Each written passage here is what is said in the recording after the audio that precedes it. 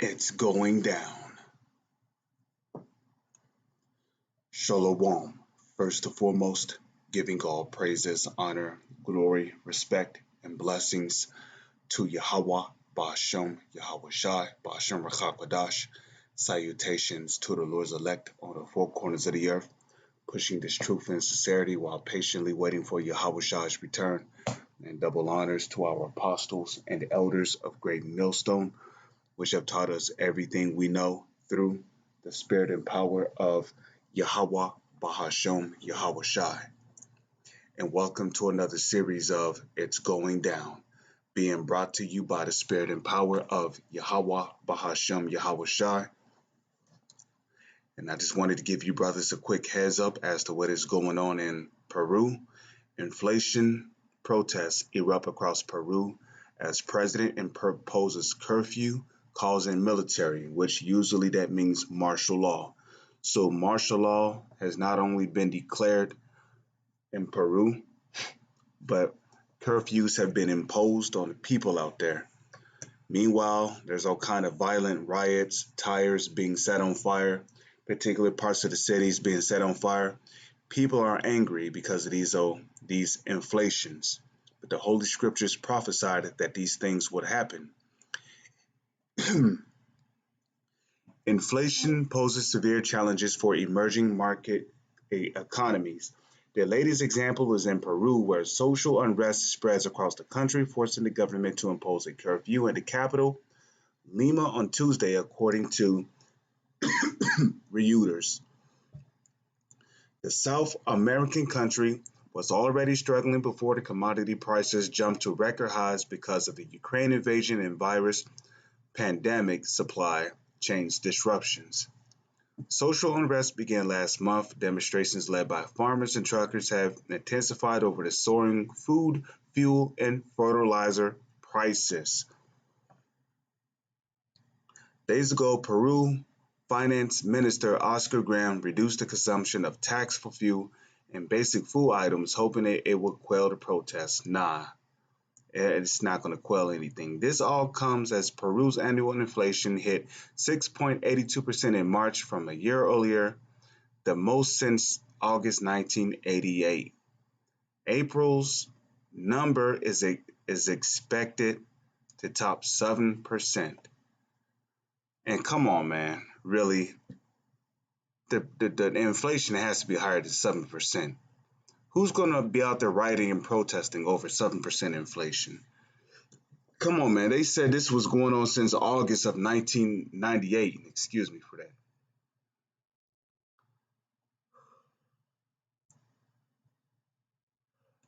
It says, higher commodity prices pushing up overall inflation is metastasizing into political crisis for Castillo, whose slumping popularity could fall even faster. Castillo has also called in the military to control the violent protests. Okay, here's a video just showing you what's going on here.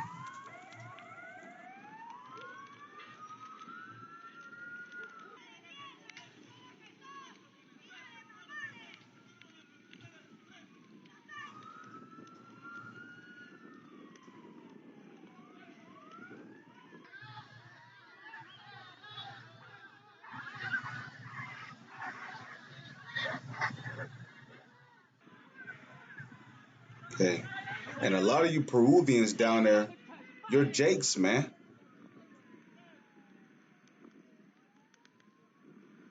A lot of you Peruvians down there, you're Israelites.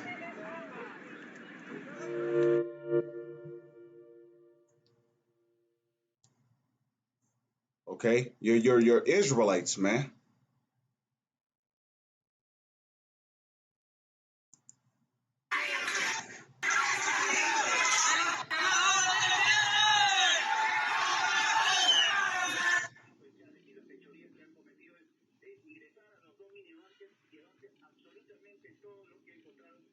Okay, we see looting going on. And generally, this is what Jake do when you don't understand what's going on.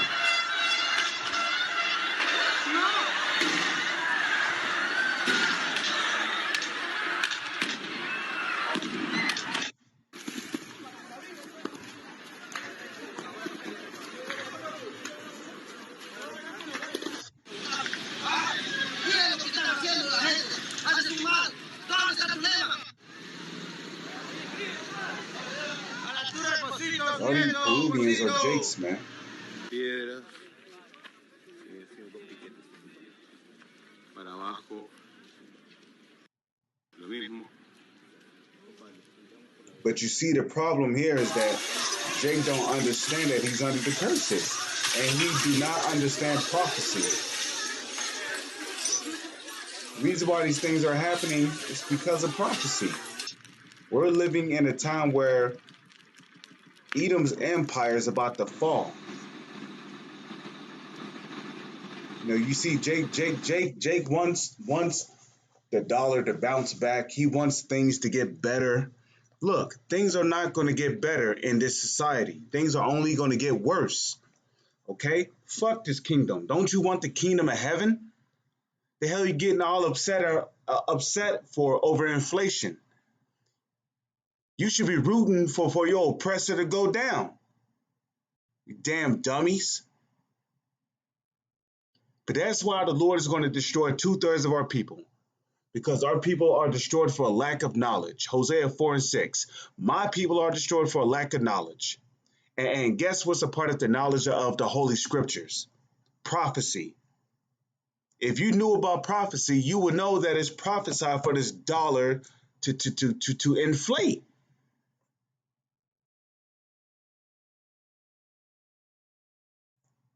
All right, these are just pictures. I don't need to show any more, man.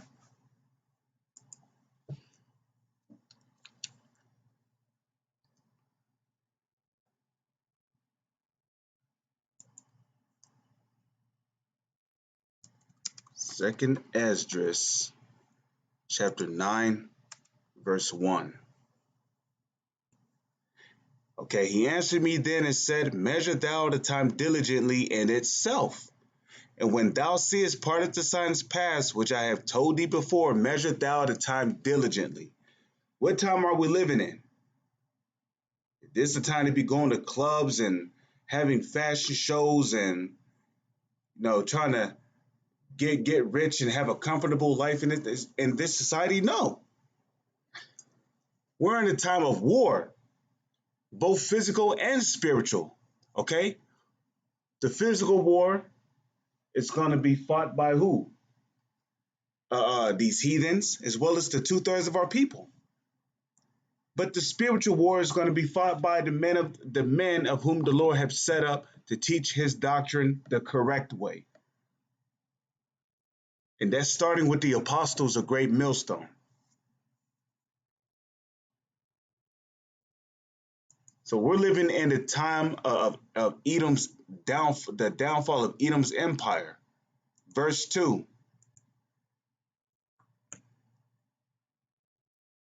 Then shalt thou understand that it is the very same time wherein the highest will begin to visit the world which he made. You Jakes down there in Peru, you don't understand that the Lord is visiting the world right now. Yahweh Bashem, Yahweh Shah is visiting the world. Not physically, but prophetically. He's visiting the world through inflations, through food shortages, through shortages of fertilizer, which is a key essential thing that farmers need to grow crops.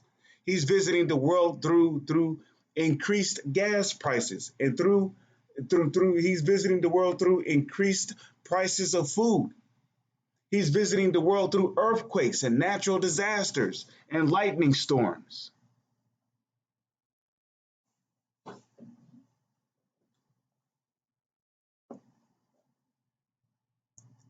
He's visiting the world through what's going on in Ukraine right now. That's the Lord visiting the earth.